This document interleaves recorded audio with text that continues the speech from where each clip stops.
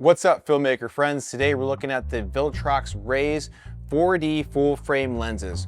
Are they worth it, and who are they for?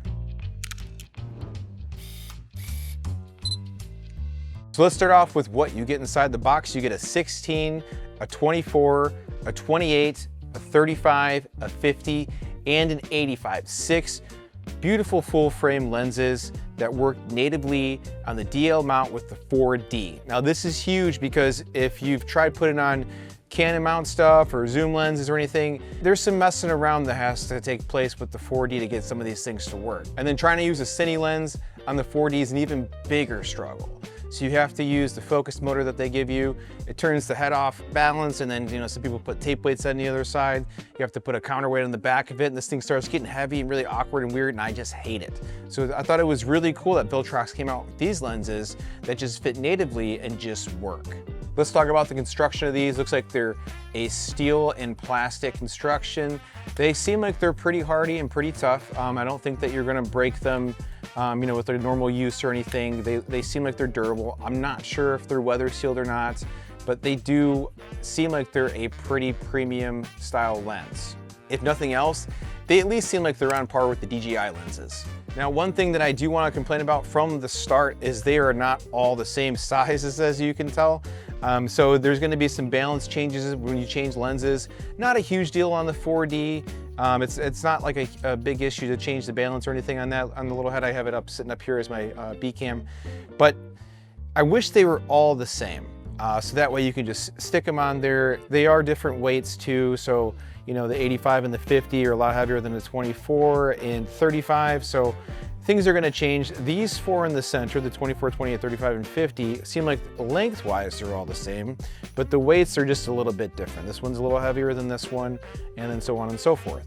You do have some bigger changes with these two. So this is the 85, so kind of a short and wide, and then the 16, which is a long and wide. So just keep in mind that when you change these lenses out when you're on set, you're probably going to have to change the balance settings and re-auto-tune your Ronin 4D. Let's talk about the focusing on these lenses. The autofocus on these seems to work just as good as the DJI lenses. The 17 to 28 is what I have. I don't have the other ones, but in terms of autofocus, it has the same issues and the same benefits. If you put it on the smart mode and track something, it seems to work pretty good. When you get in some issues like when you try to do like dolly zooms and stuff, it starts to back focus. That's an issue that's just kind of with this. I know there's some settings you can change to accommodate for that, but it still kind of has it. Also in low light, you kind of lose the autofocus a little bit. So you probably will have to do auto manual focus balance with these, but for the most part, they seem to work pretty well. In terms of manual focus, they work fantastic. They don't really have any problems in terms of like breathing issues or anything that I've noticed, but they seem to work just about the same as DJI lenses. So I do want to say I think these are a great add-on to your 4D. You get a nice set for a good price. If you look at the DJI lenses that are comparable, they have the 35, the 50, and I think a 75 or 80 or something like that. Those lenses run about $1,329 or something like that, around $1,200 to $1,300.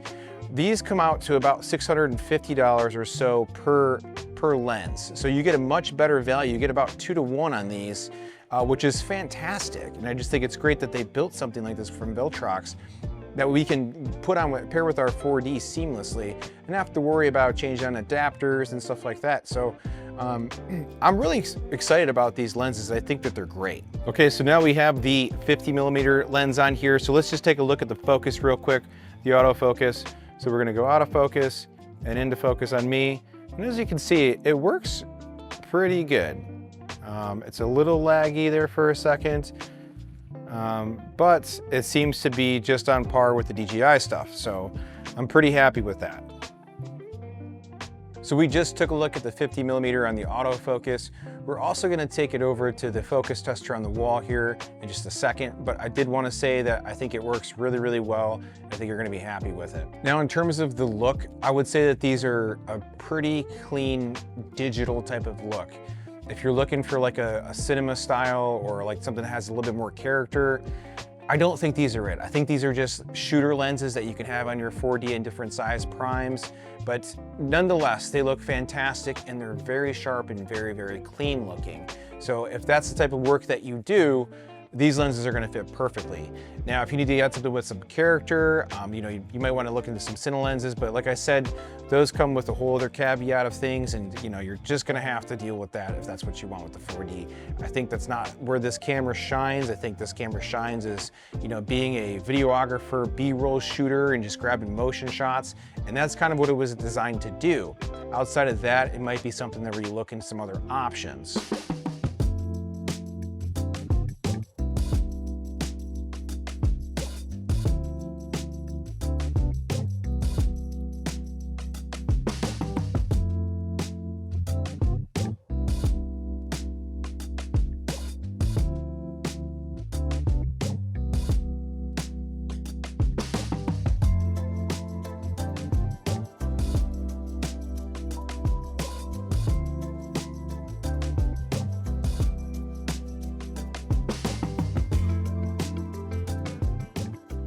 So cool lenses are not without their faults, obviously. You do have a little bit more of a digital, clean, clinical look on these, and it is what it is. That's kind of what these lenses are designed to do. Like I said, the 16 does have a little bit of a spherical fish eye effect to it, and I don't think it's anything that's very major, and some people might like that, but I do want to mention that. Also, another thing worth noting is that when you first get these lenses and you put them on, you do have to calibrate them. So if you put it on, it's not working right away. I just ran into that. Make sure that you go do the auto calibration and get these calibrated. I haven't checked to see if there's any firmware updates on these yet, but I will do that as soon as I'm done with this video. Now I am going to include some footage at the end of this video of a commercial that we did, along with some skin tone tests to show you what it looks like in live action when we have all the proper lighting and we're all set up and using it on a commercial job. So the pros of these lenses: built-in autofocus, native DL, and they fit on the Ronin 4D. So that's a big pro for me. You just stick these on there. There's no finicking with any adapters or rebalancing.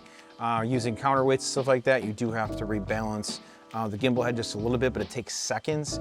So to me, that is huge. The cons of these: they don't match up 100% to the DJI lens.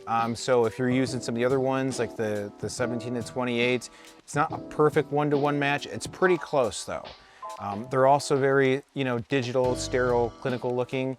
So that's another thing. They don't have much of a look to them at all. The last thing, and I don't know anything about the durability of these lenses because I just got them. So I can't give that a pro or a con yet. I just wanted to mention that I don't know how these are gonna hold up. They seem like they're pretty tough. It's got this aluminum body on the outside, which seems like it's pretty well made.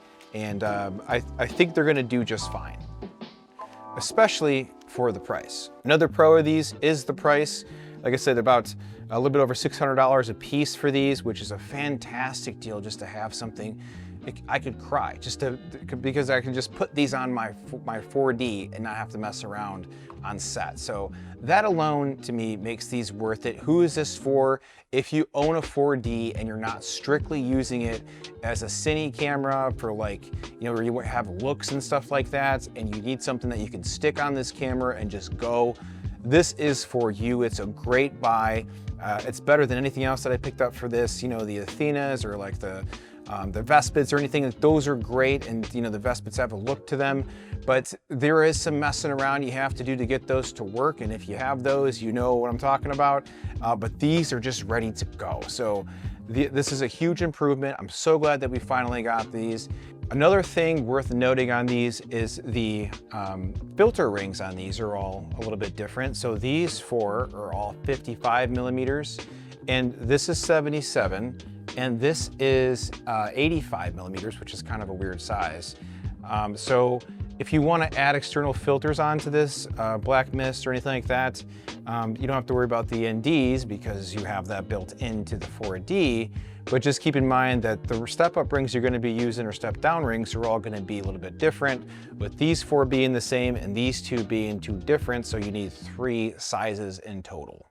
The last con that I'll mention too is because these are this glossy aluminum cover, fingerprints and stuff, this is a minor one, but the fingerprints and stuff show up on these lenses. Not a big deal, doesn't affect anything you have to do with the camera stuff, but it is kind of, makes it look a little dirtied up really quickly, especially when it's hot outside and you're grabbing these, or, sweat and fingerprints show up on these, so it's gonna be hard to keep them clean.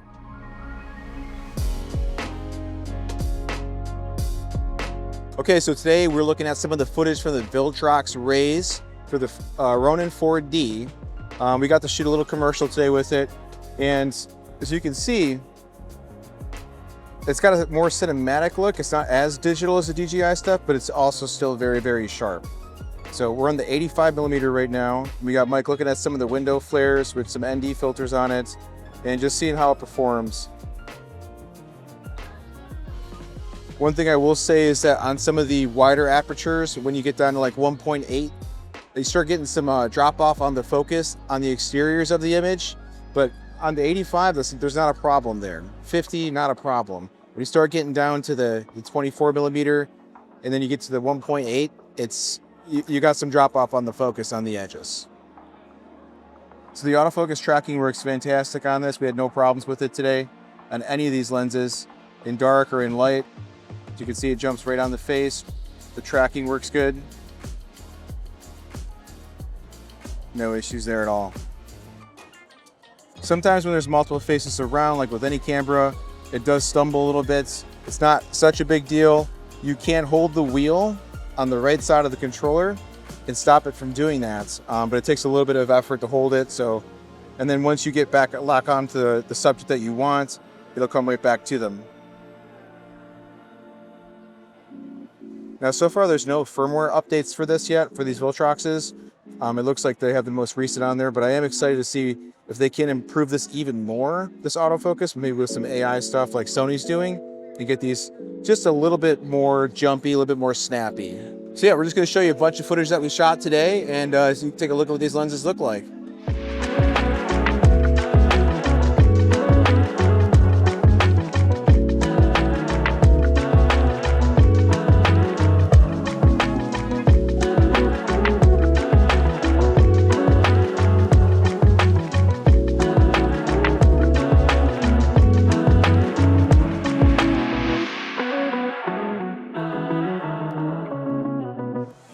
I think these are a massive improvement, and I'm very happy that Viltrox made these, so thank you, Viltrox, and I think I'm done.